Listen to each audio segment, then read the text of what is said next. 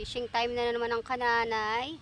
So, dito tayo sa malapit naman ngayon dahil tumating na naman yung tubig. So lumalim na naman. Gumanda na naman ang kulay ng tubig. At may nagbabalik tayong bisita na bagong gupit. Galing palang Valenzuela. Caloocan. Sino yung taga Valenzuela?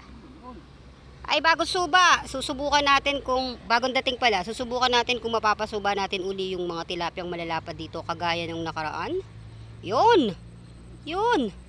Yun! Laki niya na! Ang laki sabit niya. Okay, susubok muna tayo guys. Pag wala dito, alam nyo na kung saan kami tatakbo. O, panggilid lang uli yung dala natin. Ay, yes. Chow chow, yes, may mga sabit dyan. A few minutes later. Charan, lipat muna ako guys. Masyadong malalim. Masyadong malalim pa yung ano, bumubuhos pa yung tubig. Napanghulihan natin ang malalapad yan, yung tamang-tama lang yung ano. Pero malalim po masyado. So, ang dala ko lang mga panggilid na super light pa yung ano. Yan, dito kinakagatan ako. Pero di ko alam kung ano to. O, susubok muna ako dito. Ilalim ng tulay. Malalim din naman dito eh. At bagong suba din ang tubig dito. Nagpaparamdam.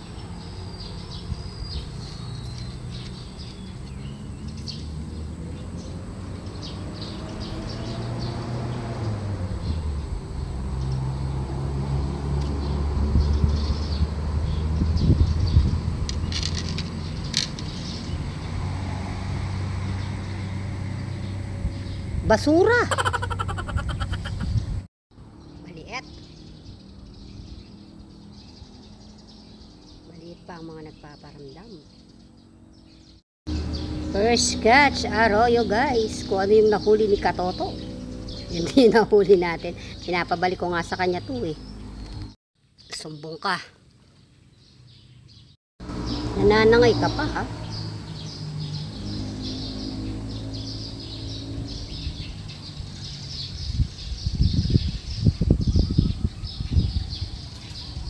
Dapat sumusuba na yung malalapad. Kundi ngayon yan, siguro mga bukas.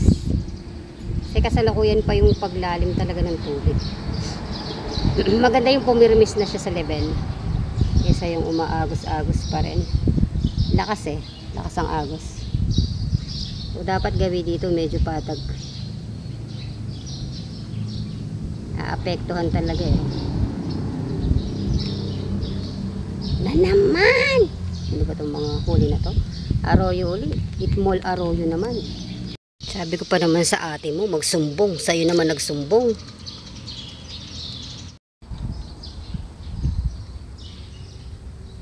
Ba? Ay! Walang kamatayang arroyo.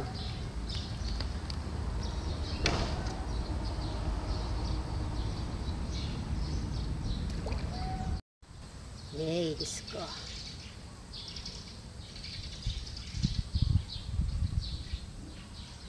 Wala bang urig?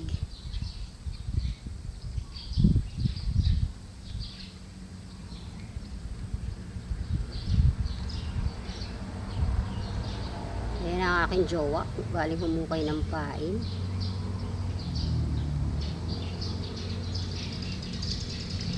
Another Itmol arroyo. Sabi niya yung mga nahuhuli natin, pili. Puro pantapon. Okay guys, pack up. Lipat tayo. Hanap tayo ng spot. What? At number 3 tayo. Sa Gawado may nagra-rock and roll dahil siya nakapag-ahon ng ayun, cream dory. O, sinama natin sila dito sa ating spot. Shout out na kay Mahal. Mahal, may nahuli na ako. Ulam namin naman ni Greg. Yan. Kami po ni Kadensyo. Eh wala pang huli as of now. Ganda ng kulay brown. 2 versus 2 po ang laban. Okay, tingnan natin kung sino po yung malalampaso. Alam niyo na, eto na, nakatutok na oh. Nakapag-ahon na yung mga gawi doon. Siyempre, mga toto ang bida ngayon. Ang mga toto, after quite some time, 3 million, yan, naka-roho na sino tayo guys. Ah!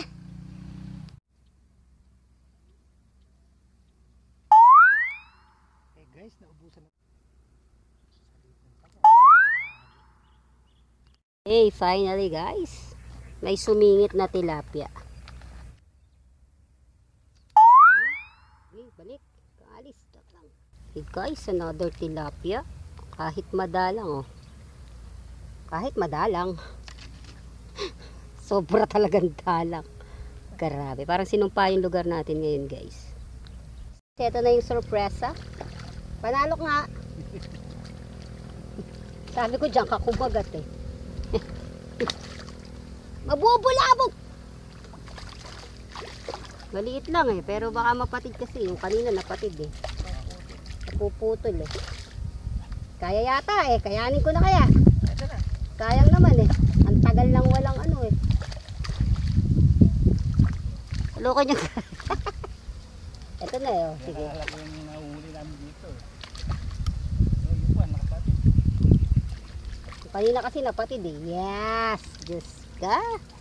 Paliit lang, my God! Kaya lang, panggilid lang yung dala natin. Tsaka manipis yung ating taga. Ay, maiaahon ko pala. Maganda yung tama. Siyempre, ikuha na natin. Siyempre, salukin na natin for sure. Oh, maganda yung tama. Isang napakalikot na roho guys. Liit lang. O ilang talaga yung kananay na yan. Another nakakainis na nakakabuisit din hindi natin gustong hinuhuli guys. Palagi na lang sila. Buti pa ang katoto. May sumisingit na tilapia. Sa atin puro roho na sino. Bangus sa pig. Fake bangus. Ang ganda ng tama oh. Tinatanggal ko na, ayaw pa. Yun yung mga hindi talaga makakatakas oh. Umiiyak, kawawa naman. Don't cry na baby. Woo! Finally! After ilang hours. Yan guys. Hindi na po kami basyo ni Cadensyo. Nakaka-score na. May score na. Pwede na umuwi. Update tayo ng mga huli. Mas maririnig sa vlog. Yan, mga ilang pirasong tilapia lang. Saka ilang pirasong roho. May na nga pala by the way ang inyong katuto. Parang feeling namin may nanggaling dito kasing mga nangoriente na bulabog siguro yung isda. Kasi nakita yun nakaraan. Sumisingit pa yung tilapia eh. Pero ngayon napakadalang. Sobrang tumal. Naubusan na po kami.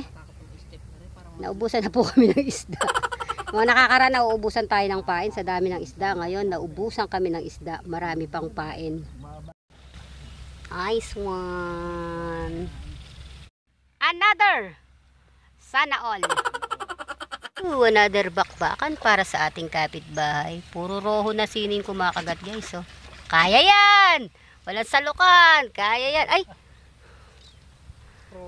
Roho na naman. Oh, puro roho yung kumakagat. Oh. Yes. Ay, Diyos kong kagat. Lord. Cute. Ang cute. Alam na lang pag malaki, tatangay agad eh. Parang nagdi-drip yung palutang mo nun. Sumabit. Ay, alaga mo na lang. Ay, sabit dyan, day. Okay, another one para sa ating bisita. Dalag. Wow. Naku po, ang problema, sumabit oh. Standby na natin yung ating panalok. Marami pa naman sabit dyan, kuya to. Ang ganda sa, ay, naisabit ata. Nandyan pa? Nandiyan pa. Oo, nandyan pa, lumulubog yung ano eh. Ano kaya? Anuhin mo ng kahoy dense. Densyo, ayan yung mahabang kahoy. Tanggalin mo yung nakasabit, guys. Alam nyo po, hapon na. Ngayon pa lang gumaganda yung labanan bakbakan. Oh. Yan. Kailangan matamaan mo para lumabas siya. Yan eh, nandyan pa eh. Oh. Ayun. Ay, kaliit lang pala, pero bakbakan yan. Yan ang gustong gusto natin. Okay na, kaya yan. Oh, sino naman to? Love ka talaga ng mga roho, kuya to. Sa'yo naman yan. Ay, natanggal. Sakto lang na ano, Parang tanggal. naputol. Ayan guys, nung mga nakakaraan talaga, magaganda yung hulihan natin dito. Oo, puro tilapia, pero ngayon parang bumalik yung roho. Kala ko malaki eh. Puro Malaki bakbakan. naman Ah, malakas talaga ang roho pagka umigkas. Iisipin mo talagang pagkalaki-laki eh. Napakalakas talaga ng isdang yan. Maganda nga, nakuha yung kalahati. Ramdaman ko yung pitik niya eh, yung ano niya eh. Bigla niyang pag-igkas. Char! Guys, wala na tayong gagawin kundi i-shoot ang kapitbahay. Siya lang po ang magaling. Roho pa rin ang kulit oh. Kaya yan, walang salukan. Kaya. Wow, diba? Makulit. Makulit lang eh. Oh, dahil ako taw-taw lang, di tayo makabato dun sa gawidon. Ayan, doon siya sa magandang spot. Ayan, nandiyo siya sa sulok. Nakaraan dito magandang hulihan eh. Ngayon nandun. By the way, lumalim ng konti itong spot. And lumabo. Medyo nagsubaan ulit yung mga roho. Okay, isang mahangin na hapon guys. Nag-declare na ang Pag-asa, signal number 1 po ang Nueva Ecija. Ito po, maaliwala, signal number 1. Yan, ang signal number 1. Mga nag-fishing pa rin kami. Man, talaga naman yung dayo. The Hari of Roho. Yan guys, puro roho. Ah, naputol. Boy, you got me too. Chinananana. Nasa malayo ang kagat ng roho, kagaya ng dati yung bumabato tayo. Ayan ang kagandahan pag hindi nagdadala si kananay. Puro taw-taw, oh. Hindi tayo makabato sa malayo. Edi wow. Another. Ang kwanto, Johnny ah. Johnny, oo nga. Walang ano eh, walang monster. Kasalukin sana para tatapon dito eh. Salukin mo nga. Kulimpitik na para sa ating pakirap.